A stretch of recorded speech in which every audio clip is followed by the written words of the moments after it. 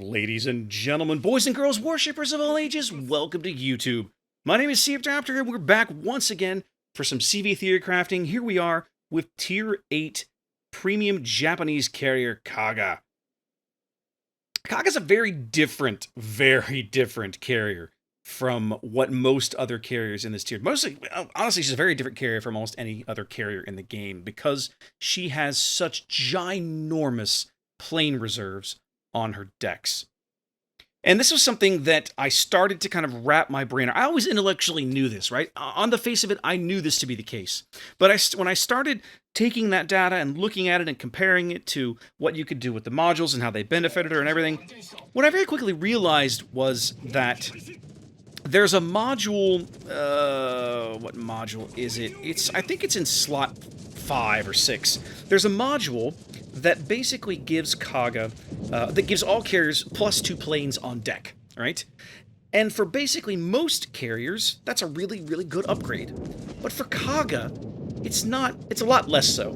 Because Kaga's squadron size, as you see there, 8 for the rockets, 12 for the other 2 types, she starts with 3 full squadrons of everything on her deck, ready to go. So 2 more planes of each type doesn't really get her anything. Doesn't get her anything noteworthy, right? So when I started doing a little more digging and a little building and a little looking, what I realized what I should be putting in that slot instead is the concealment module.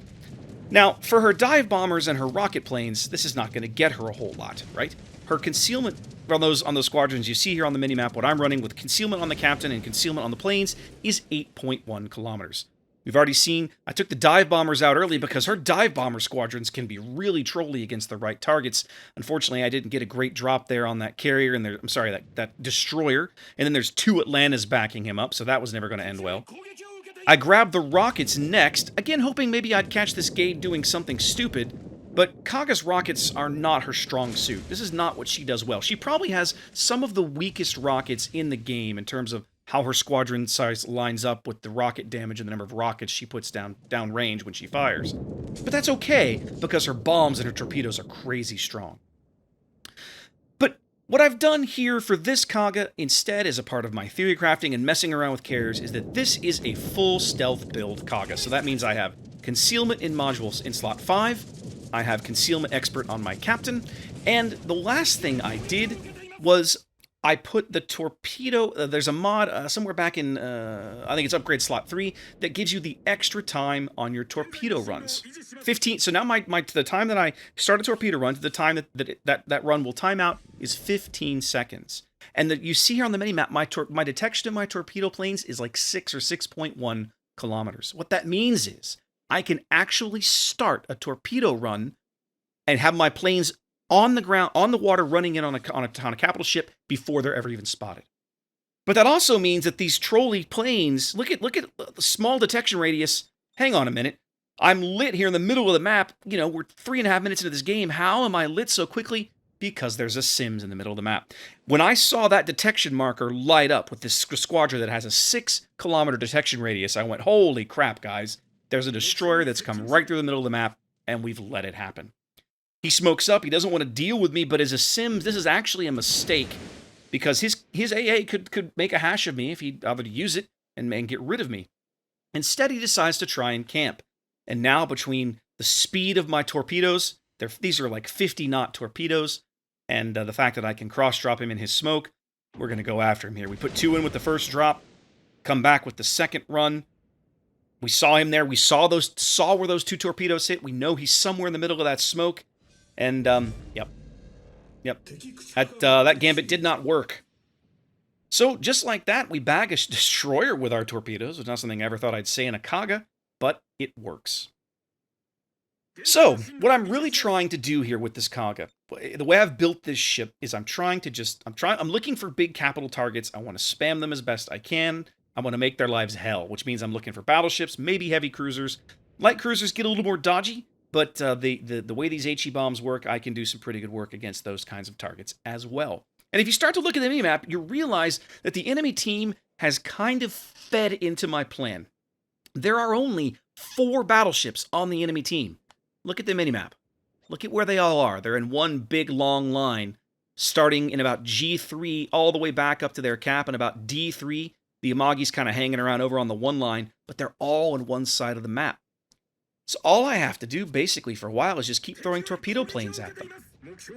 But with this Atlanta in the middle of the map, he's kind of cutting off my access. I don't like this, so I go in for a run here. Now, tangling with an Atlanta with Kaga planes is perhaps not necessarily the smartest thing I could be doing, because, well, Kaga planes are squishy. There's a lot of them in the squadron, but each individual plane is pretty weak.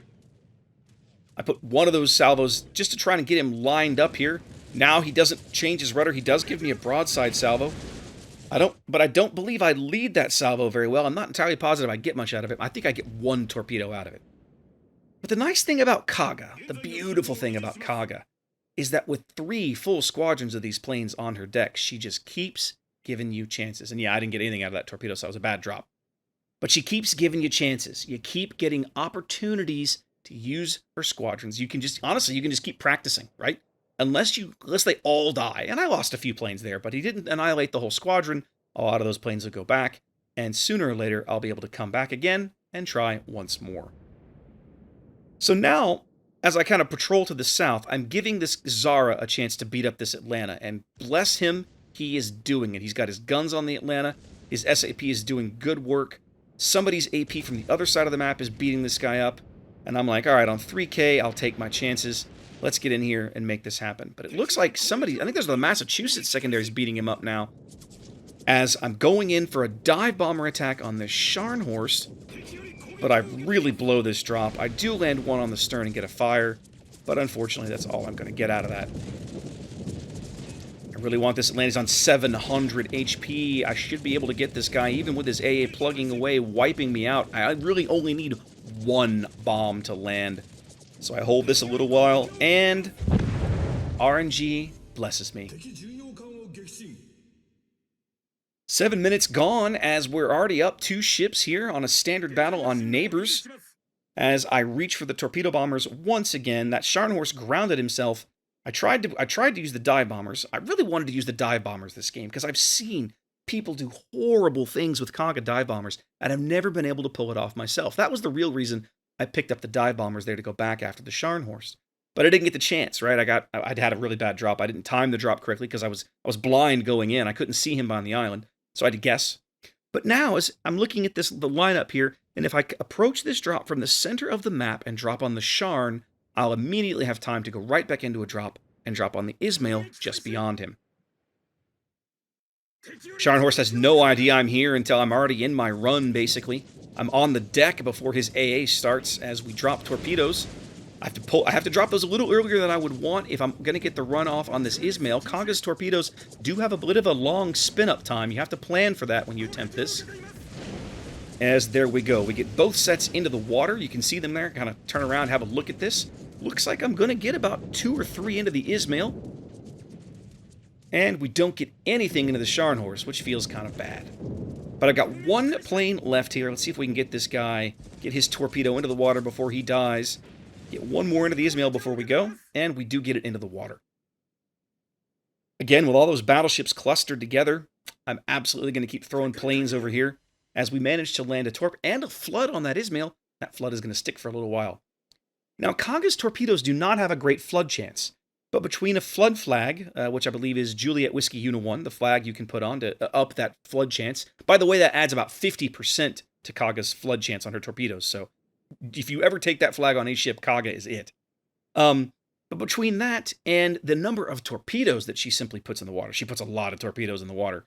It's not uncommon to be able to get floods out of them. The trick is you got to try and stagger the drops to see if you can get one of these floods to stick. You can see that Ismail flooded for a while. He finally has gotten it under control here on 1200 HP. As I realize, now let the Massachusetts secondaries have him. As I spot this Edinburgh kind of randomly, didn't know this guy was here.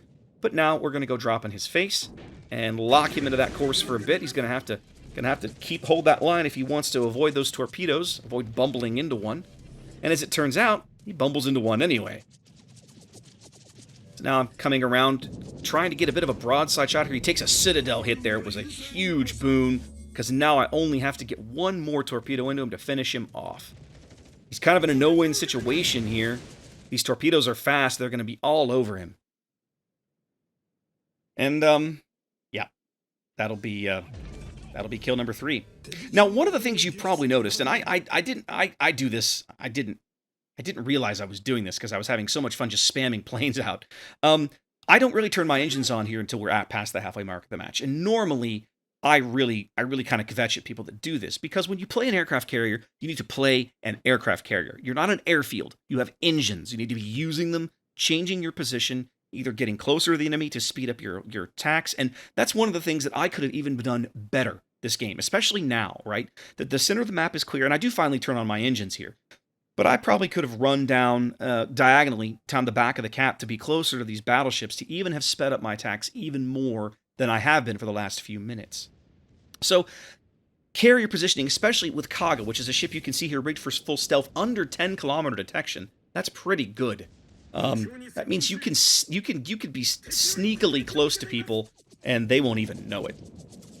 The Samagi figures out I'm here too late because of these stealth torpedo bombers that are just trolly as hell. I'm having a lot of fun using these ships, using these bombers in this configuration. I had no idea I could even do this until I started running the numbers and was like, wait a minute, this is filthy.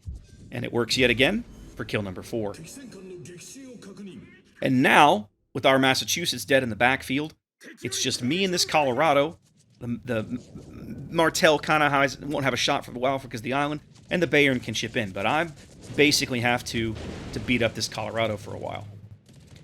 Enemy Scharnhorst is a little salty in chat there. You see that literally that Massachusetts, that Zara, and I held off all 4 enemy battleships for quite some time.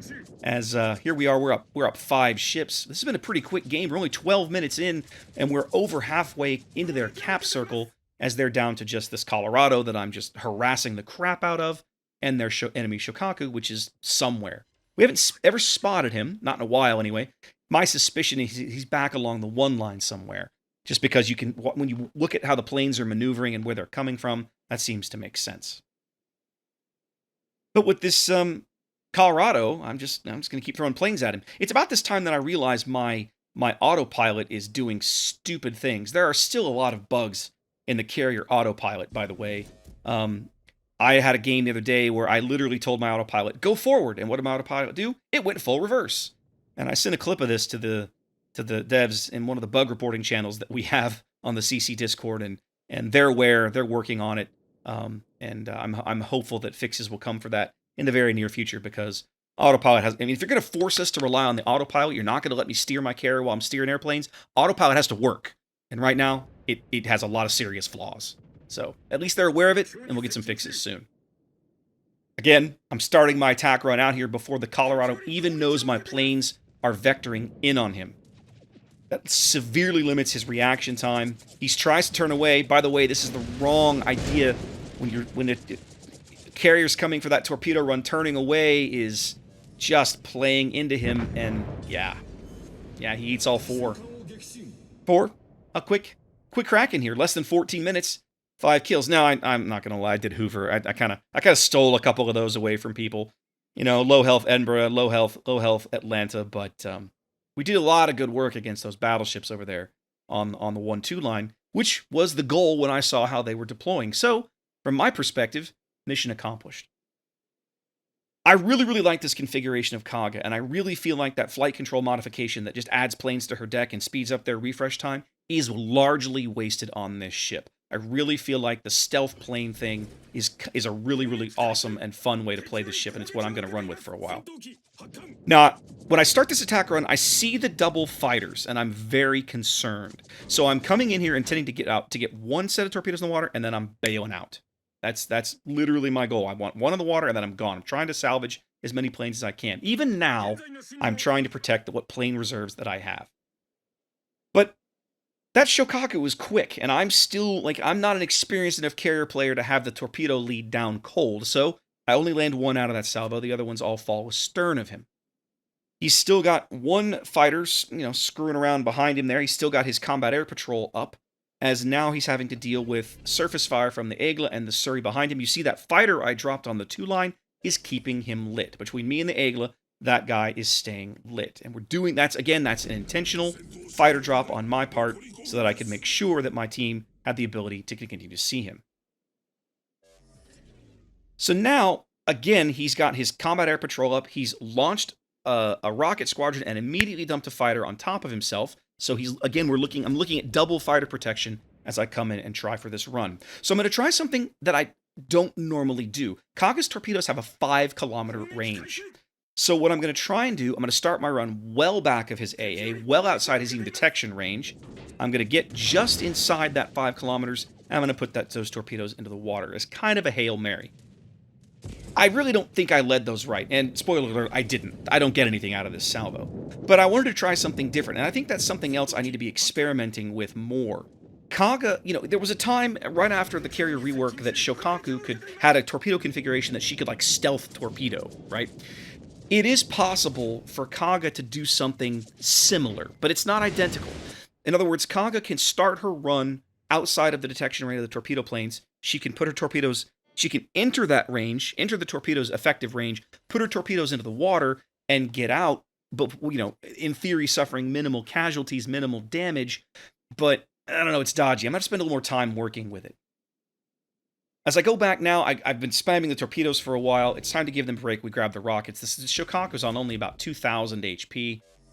Our Colorado still thinks he's going to cap, and I don't care. I'd much rather just kill this guy. Okay, he's on 4,000 HP. Whatever. He needs to die. Like, at this point, between the Surrey and the Martel, we just need to get this guy. This is a bit of a mistake. I should have vectored over the Martel first. I dropped this fighter a little too late and a little off-center. So that's on me. I need to learn to protect my team a little better when it's obvious they're going to be the next target. His fighters lock on to me, but the Martel finishes him off. And that's the game. So, again, one of the things that I wanted to kind of point out here, for starters, Kaga is still really, really, really good, especially when she's top tier, right? She up tiers better than a lot of tier 8 carriers just because she has such deep plane reserves. And if you're able to make use of those in the right situations, she can be utterly filthy. But more than anything, I wanted to highlight that kind of what I'm messing with right now as I kind of look and, dig under the hood and get into the workings of the CV system, how the plane regeneration works and everything. I feel like Kaga's a ship that doesn't benefit from that slot 5 flight control module that puts more planes on deck and speeds up their reload time. The plane reload time would be nice, but she starts with so many planes on her deck. You don't need the extra ones on the deck. I would rather have the stealth to be able to troll people with the torpedo bombers, just like you're seeing here.